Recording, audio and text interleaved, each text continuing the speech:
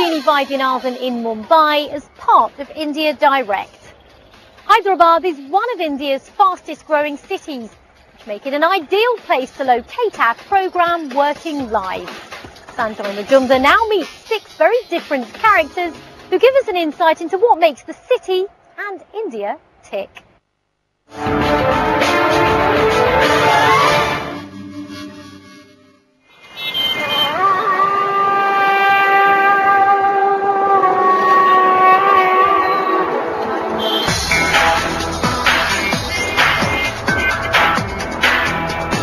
Welcome to Hyderabad, one of India's fastest growing cities and a hub for its new industries such as information technology and biotech.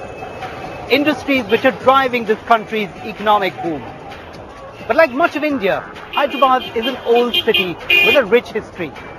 This was once a small kingdom ruled by Muslim kings known as the Nizams, with a flourishing trade in diamonds and pearls.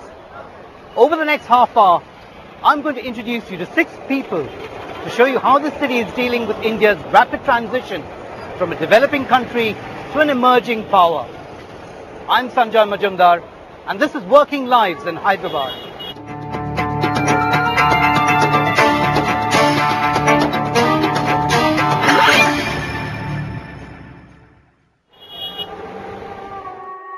Hyderabad is in southern India and is the capital of Andhra Pradesh.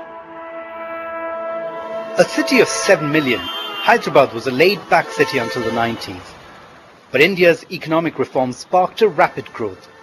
Real estates boomed, and people now have plenty of money to spend.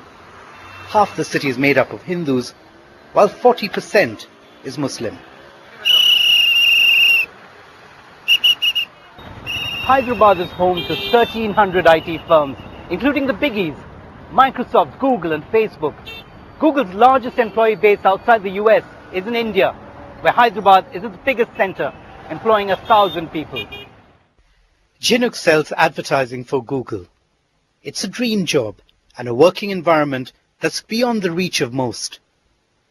She's 28 and got married last year and now lives with her in-laws. Marriage has made me a much more balanced person. Previously, I used to be like a workaholic. My husband really supports it, I mean, he's always said that you should work. You should keep yourself engaged in something different from, the household and the family life and all of that. My mom-in-law and my father-in-law is pretty cool about it. India produces almost 2.5 million graduates each year, but only an elite few make it to the best jobs. Chinuk was a campus hire and moved to the city from Calcutta. My dad, actually I'm an only child, and my dad is like super oh, you shouldn't leave me and go kind of a thing. But when I told him I got hired by Google, he was like, oh, okay, what can I say? It's okay, go. Hi. My friends think that obviously Google pays pretty well. So obviously think I'm pretty well off. I earn more than I need as such. So yeah, I spend it on general, whatever I want. Hey, how are you? One of the best things about Google is that you can catch up or talk to anyone you want. I find it to be really cool that it's very transparent. Breakout is an area where you can just come by, lounge, sit down with a cup of coffee, sit down with whatever. If you have work, whatever, it doesn't matter. Whatever you want to do, just break out literally. The whole concept of this free food is so alien, I feel. And on Fridays, we have this social at 4:30 onwards in the afternoon, and people meet up, and there's a lot of food and everything. And normally new people get introduced there. For new, we call them nooglers. Didn't want it to work well on the box. It's a really cool place to start off. Ideas are always welcome, and when you're young and you're fresh, and you really want a place like that. Tolerance for bad movies. Like most Indians, Hyderabadis love watching movies. There are 150 movie theatres in this city alone. But instead of Bollywood, the main draw is the Telugu language film industry, Tollywood, which is the 3rd largest in the country and generates well over $100 million a year. One of its biggest stars is Chiranjeevi. He's now a politician. His son made his film debut 4 years ago. I'm Ram Charan. I'm an actor from Hyderabad, India. The Telugu movie industry employs 12,000 people in Hyderabad alone and generates well over $100 million each year. Thanks to my dad, who inspired me and showed me a film actor's life every single day ever since I was born. which is automatically just pushed me into that pond of film industry. I found that frenzy in people's faces and the excitement, and I loved it. A disciplined lifestyle is what you need to have to be an actor. That's the first suggestion and the first guidance I've ever got from my dad. It's a lot of pressure, in fact. I've experienced from the biggest hit of 2009, and the very next movie, it was a dud at the box office. So I've experienced both in maybe less than 2 years. It's just on me or my director. It's these two faces you see in interviews and on channels and posters, but we are the best craftsmen. Now this has become an industry. What I like about movies is going through those zillions of emotions in a day.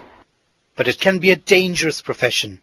He's had a number of accidents, one on the sets of his latest film.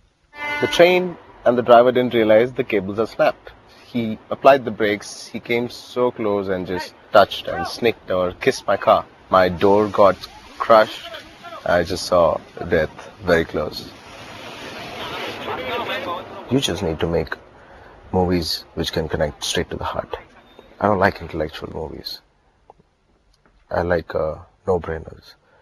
And that's what India and Indian population like, and that's always been a success. In the film industry, like so many professions in India, it's common for children to follow in the footsteps of their parents. Not that it guarantees success. You don't have to be in my shoes or be so-and-so's son. No. My dad was nobody. He paved his way through.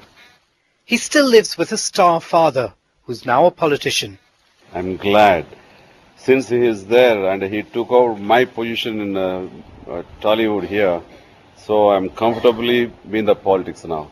My fans and my admirers are shifted to Charan now. So we have 100%.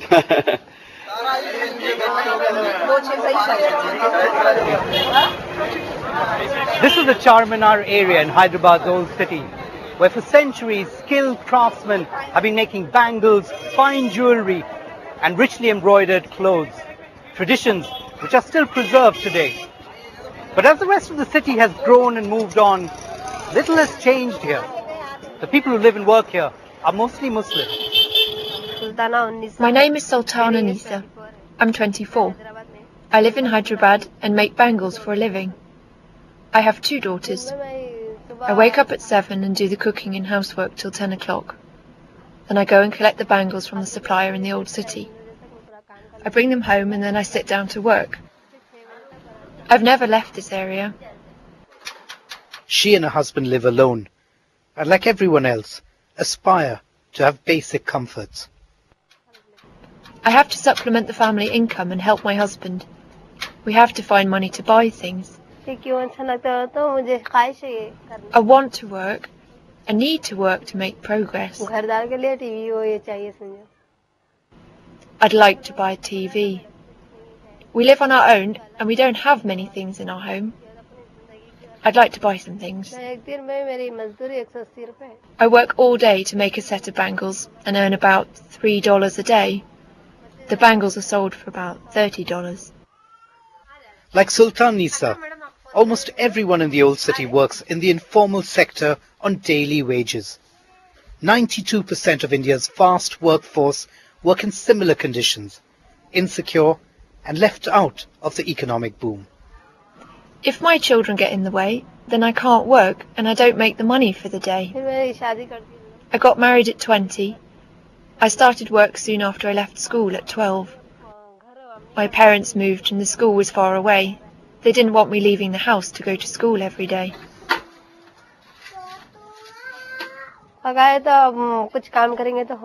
We need to work. If we don't work, we can't eat. This is a necessity for us. That's why I make bangles, so we can live well.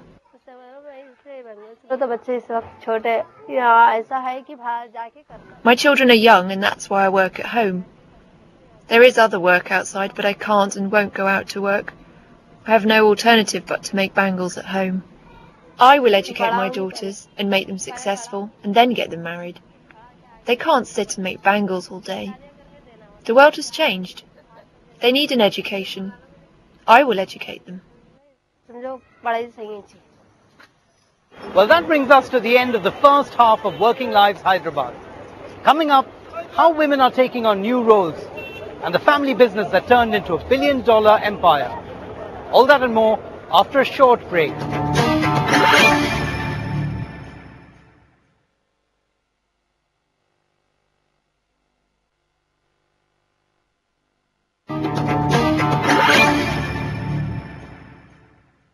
Like in the rest of India, education is seen as the key to success here. So there are 250 engineering colleges in Hyderabad alone, churning out graduates.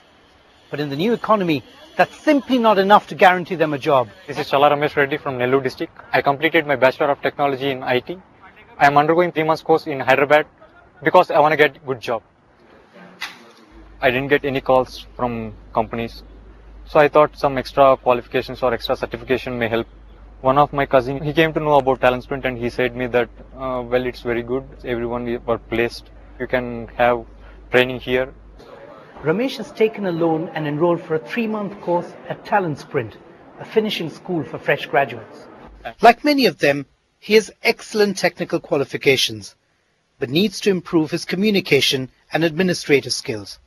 A recent World Bank survey found that such skill shortages among Indian graduates could hurt the country's economic growth. The most valuable thing, if we have right discipline or right time management, we can improve our future. And even my mother or my father, they used to have some dreams to live in the city or to enjoy the life. So only by me it can be fulfilled. If I won't do job or if I am not in a good position, they can't come to the city and they cannot live here. His parents are farmers, but were determined to send their son to school and help him secure his future. Now he wants to help them as much as he can. I'd like to be a software developer. I'm expecting nearly $350 per month. I'm staying with my cousin friends. Well, they are very supportive to me. I love the game of chess. 4 years of my graduation, I'm the chess champion in my BTech. When I was in 4th class or 5th class, I believe, one of my relatives came to my house. He is in USA as a software engineer. It was this that inspired him to dream big. Having seen his cousin succeed, he too has his sights on a global career. If I get chance, I'm ready to work there, but not to settle there. I must get the job. That's the only way for me to survive. If I don't get job, whatever all I did all of these 22, 23 years, everything is waste. My first salary I'm giving to my mother. I'm very thankful to her. Access to education has meant that more and more women are joining the workforce and beginning to shape the country's future. India now has more female doctors, professors and scientists than the United States. And women are beginning to enter more challenging professions like the military and politics. This is Purandeshri Daggupati from Hyderabad. I'm the Minister of State for Human Resource Development in the Government of India, and I represent the Indian National Congress Party in my state of Andhra Pradesh. Purandeshwari was thrust into politics suddenly.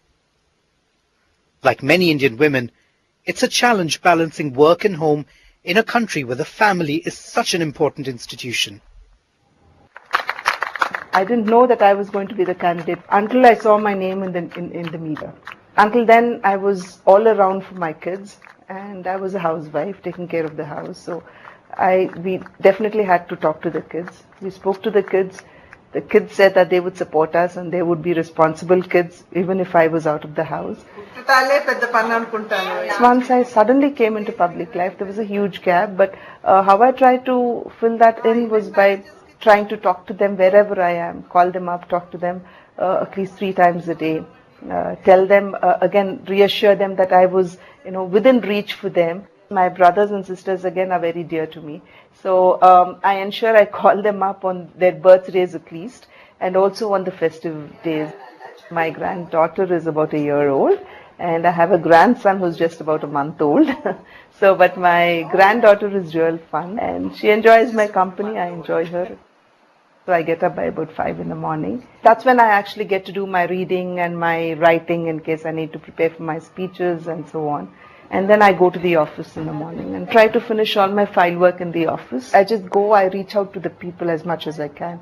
Because I believe that if they see me and they talk to me and they tell me what their problems and challenges and issues are, I think they will feel very confident.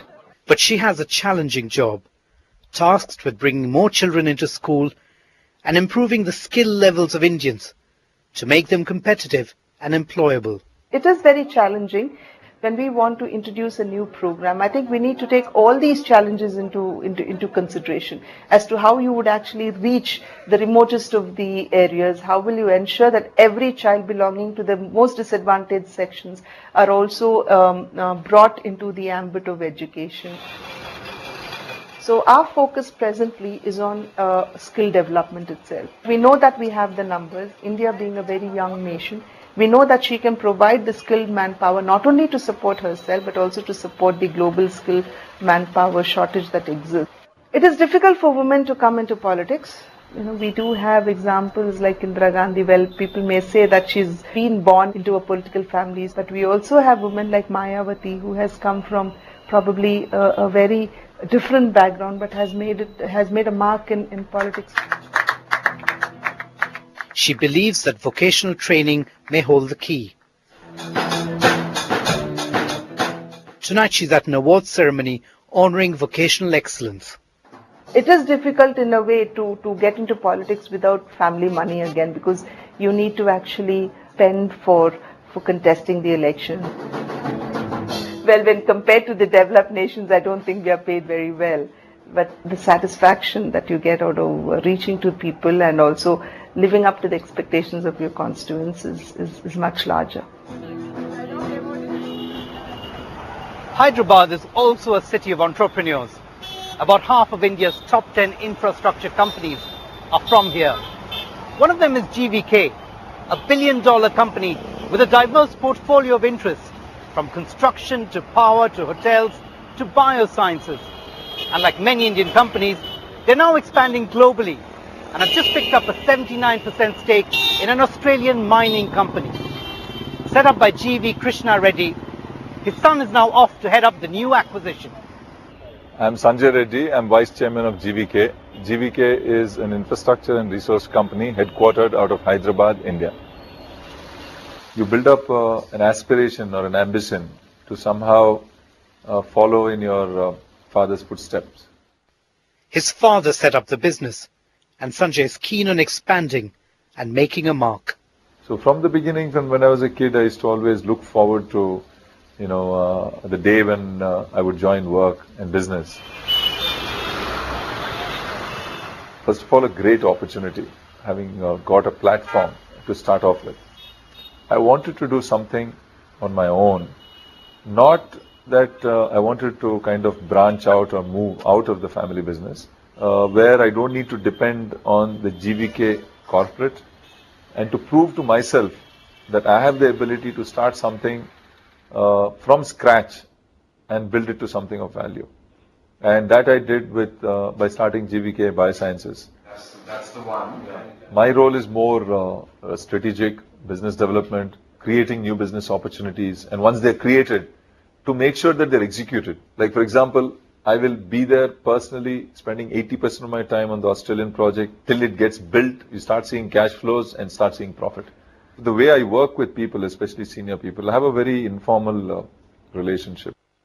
Both my mother and father are very hardworking people. My father in particular, very disciplined, always believes that we should invest our money, whatever we make, back into our business. Everybody believes in having a good lifestyle, a good home, a good car, and those are our enjoyments, and that's what we enjoy. The first one was our first infrastructure project, which is a power project. It was a very difficult project, very challenging, but once it got done, I was very satisfied that I had a lot to contribute towards it. When I was bidding for the Mumbai airport, most people within the company also felt that it's impossible for us to win. Fortunately, we won the project. The Mumbai airport has given us the visibility and the brand, which was seen earlier as a small regional company to more a national company. This Australian venture that we've taken up is, I would say, a third major milestone, which hopefully will take the company international. I think it's the passion and the determination that I have, that once I get into something, I completely immerse myself into it. I'm a workaholic. I take holidays maybe 1 week in summer, 1 week in winter. My first paycheck when I joined was 4,000 rupees I used to get a month. Now it's a lot larger than that. My wife, Pinky, is very well connected to anybody, anywhere. You know, my social life and my personal life is more led by what she does and what we do, as opposed to me leading it. When I get back home, I have a very simple rule. I don't take any decisions. 2/3 of listed Indian firms are family businesses, the largest in Asia. Like China, India too has a rising number of dollar billionaires, 55 at last count, more than the UK. Sanjay is part of this growing elite, super successful with global aspirations. Well, that brings us to the end of this edition of Working Lives. I hope you've enjoyed getting to know the city and the people who live and work here. From me, Sanjay Majumdar, and the rest of the team, thanks for watching Working Lives Hyderabad.